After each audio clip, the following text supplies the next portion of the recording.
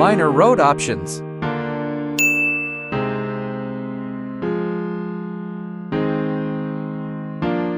Lane 1 has an option of going straight and making a left turn.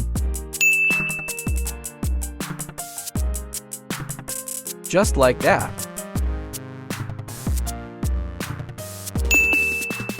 Lane 2 has only one option, that is going straight only.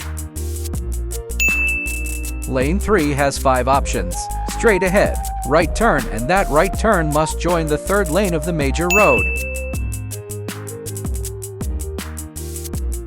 Just like that.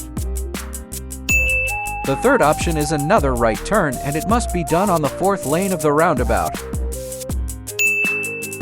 The fourth option is a U-turn. And the fifth option is a P-turn.